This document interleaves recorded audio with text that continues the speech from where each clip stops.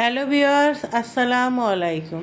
আপনারা সবাই কেমন আছেন? আমি আল্লাহর রহমতে অনেক ভালো আছি। আর তাই তো শেয়ার করতে আসলাম নতুন আরেকটা রেসিপি আপনাদের মাঝে।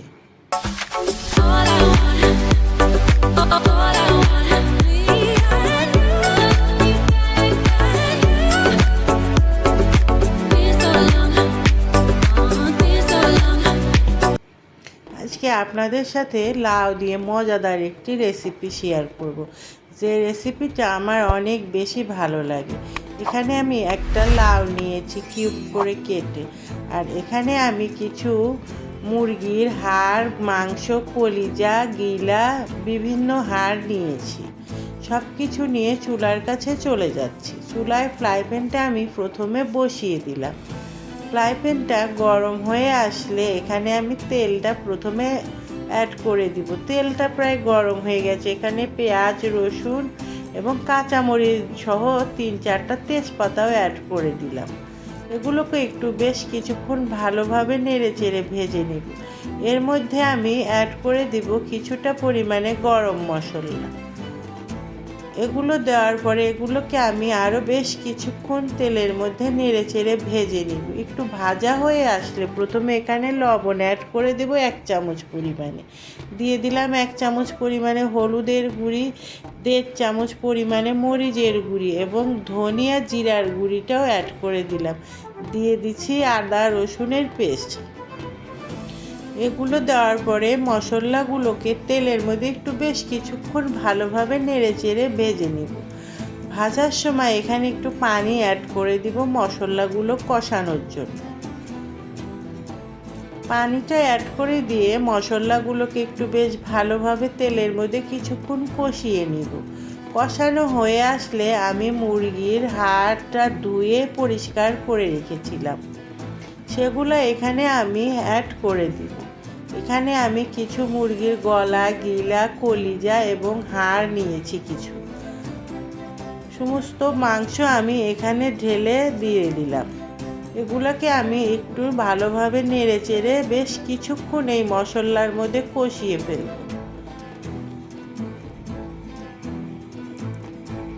এভাবে বেশ কিছুক্ষণ মশলার মধ্যে কষানোর পরে এটা আমি ঢাকনা দিয়ে ঢেকে চুলার উপরে কিছুক্ষণ রেখে দিব।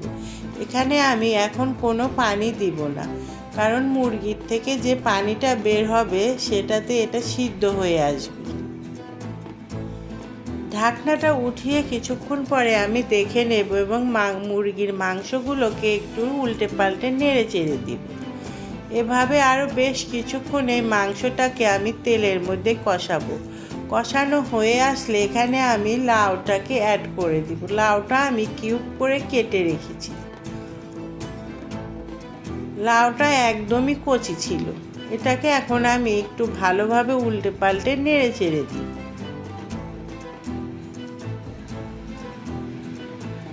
এভাবে নেড়ে চেড়ে কিছুক্ষণ পরে আমি এটা ঢাকনা দিয়ে চুলার উপর রেখে দেব প্রায় 10 মিনিটের মতো। 10 মিনিট পরে ঢাকনাটা উঠিয়ে এটা আবার একটু উল্টে পাল্টে নেড়ে দেব।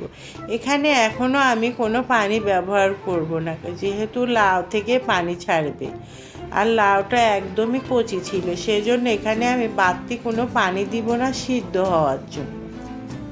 এটা আবার একটু ঢাকনা দিয়ে আরও কিছুক্ষণ রেখে দিব। কিছুক্ষণ পরে এসে ঢাকনাটা উঠিয়ে দেখে নিব লাউটাও প্রায় সিদ্ধ হয়ে গেছে। এটাকে আবার একটু উল্টে পাল্টে নেড়ে চেড়ে এখানে আমি ঝোলটা দিয়ে দিব। ভিউয়ার্স, আমার রেসিপিগুলো যদি আপনাদের ভালো লেগে থাকে তাহলে অবশ্যই বাসায় ট্রাই করবেন আর আমাকে নতুন নতুন রেসিপি নিয়ে আসার জন্য উৎসাহ করবেন। এখানে ঝোলটা দেওয়া হয়ে গেছে, পরিমাণ মতো ঝোল দিয়ে দিলাম। এখন এটা ঢাকনার সাহায্যে ঢেকে আরও প্রায় 10-15 মিনিটের মতো চুলার উপরে রেখে দিব। 10-15 মিনিট পরে এসে ঢাকনাটা উঠিয়ে দেখে নিব লাউ এবং মুরগির তরকারিটা কেমন হয়েছে।